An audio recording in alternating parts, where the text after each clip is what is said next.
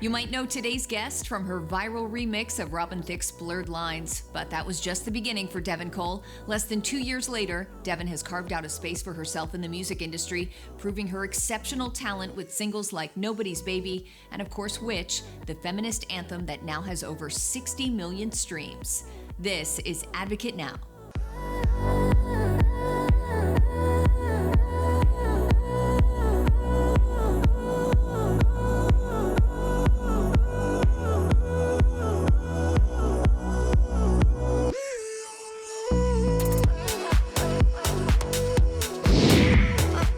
Devon, thank you so much for being here today. Now, your career has really taken off over the past year. I want to start with your song, Witch, which stands for Woman in Total Control of Herself. It has millions of streams. It's become this feminist anthem. What inspired this song? Oh, thank you so much for having me, Sonia. I really appreciate it. This song was actually inspired by an episode of RuPaul's Drag Race, and I just thought it was a brilliant title. So I banked it and saved it for when the right beat came along, because I knew I wanted it to be fun and upbeat. And then I posted it on TikTok, and it kind of took off. The history of witchcraft before writing it. What did you discover while you were researching? I found out that there are a lot of links between modern feminism and witchcraft, in that witches were villainized for being intelligent and powerful and autonomous, the same way that women today are villainized for being autonomous and powerful and intelligent and free. So there were a lot of through lines between witchcraft, the history of it, and modern feminism, which is really, really cool. Yeah, it's so interesting because witchcraft is often misunderstood and mislabeled, but your music focuses a lot on feminine power and confidence, which definitely can have an overlap with divine energy. Are you inspired by that universal energy as an artist?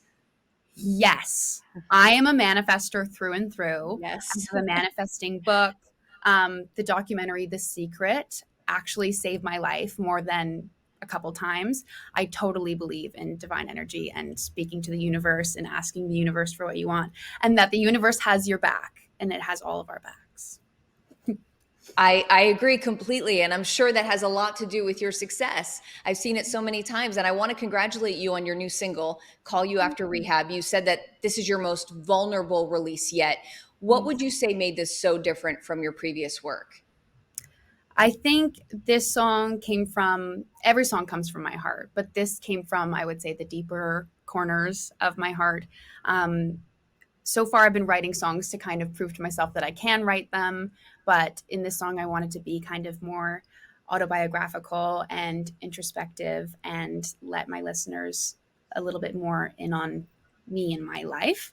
And I'm really excited that it's finally coming out, that it's going to be out. And I hope everybody likes it.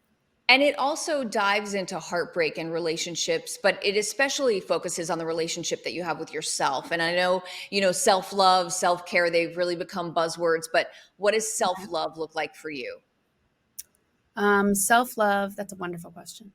Self-love to me looks like taking the time and giving myself the space to really be in tune with how I'm feeling. Because I think there's so much going on all the time in all of our lives, and to actually take a minute to really check in with yourself. When you're in a therapy session and then the therapist asks, like, how are you really doing, or what's really going on? You're like, thank you for asking. I'm actually not okay. So I try to ask myself that and to honor that. Absolutely. Something I love that you did is you rewrote Robin Thicke's song Blurred Lines to be about consent. Okay, now here we go. You're flagging down the waiter. Just cause you paid for dinner don't mean I owe you a favor. Tell me about that, because that was on everybody's radar at the time. Oh, well, thank you so much. That was a very proud and exciting moment for me. That song, the beat is exceptional. But the song itself, the lyrics are very icky. And I didn't know what that song was truly about until like a couple of years after it was released. But I was already kind of in the process of rewriting old songs and writing my old verses. So I thought it was definitely a song worth revisiting and consent is a fundamental human right. And I think we're all starting to realize that as a collective human people society. So that was really, really fun for me. And I'm so glad that it resonated with people. And I love that it was a safe space for people to share their stories in the comments. And it felt like a cute little healing session on the internet. It was lovely. Amazing. Oh, you've been writing songs since a pretty young age, but you were going to school to pursue something other than music. Then Yes. 2020 hits, and it was sort of this wake-up call for you. What was it about that time that made you realize that you had no choice but to follow your passion? Oh, I love that so much. Well, I think 2020 was a year where so much was up in the air, so many questions swirling around worldwide. And it was also the year that I graduated. And I was kind of figuring out what I wanted to do next after I got my psych degree. And it felt like the perfect time to just take a stab at releasing music, because it was always something that I had wanted to do, but I don't think I had the self-confidence or the knowledge of how to carve out a path for myself in that field. Nobody around me was releasing music, so I couldn't just ask, how do you do it? Like, I didn't know what a distributor was. I didn't know how to produce out a song, how to find a producer. So it was a big learning process. But that summer, the first summer of COVID, I took the whole summer to make one song, and the rest is history. We kind of went from there. It is history. Now you have this huge following, millions of streams. Would you say that you have discovered through this process that when you answer your calling and you push through your fear, that you're often rewarded? Because I've often found that to be the case for me and for those around me. Yeah, absolutely. It was extremely validating for me, and it felt like, okay, this is meant to be. This was my calling. I felt like it was my calling, but I needed, honestly, some external validation to know that I was really meant to be doing what I was doing.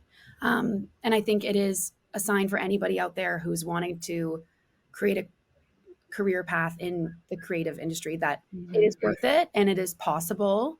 And also to ask as many questions as possible and find people to help you because I needed a lot of help. You talk about needing or wanting that validation. And, we touched on the themes of your music that are centric to your music a little earlier: confidence, self-love, independence. Yeah. Why do you often make those the center of your songs and share those messages? I think that's because I myself am somebody who really needs to hear that. So I write songs for other people, but also things that I need to hear. When I was single for a long time and wanting to feel empowered by that, I wrote a song called Nobody's Baby, which is kind of like an uplifting song about not needing anybody to feel fulfilled and happy and sexy. So I write songs from, honestly, my own insecurities. I am somebody who needs external validation all the time. I am somebody who's sometimes not confident, but writing those kinds of songs help me kind of write myself out of it, if that makes sense. Yeah. Definitely. And where do you see your music, your career as a whole heading from here? Oh my goodness, to the stars. I don't know. I hope. Well, I definitely would love to release an album at some point. I know when I do that, it's going to be a body of work that I'm extremely proud of and that I think really captures who I am and my sound. I would love to do a worldwide tour. I would love to do like a duet with somebody that I'm a big fan of. I'd love to solve my Rubik's Cube on Jimmy Fallon. That's a dream of mine. And just meeting more people and connecting with more people, and hopefully my music being of service to people. That's, my Northern Star. I just wanted to make people feel happier or more independent or a badass or what. I just want to be of service. So that's my main goal. Yeah, just put it all out there. I feel like this was a mini manifestation session.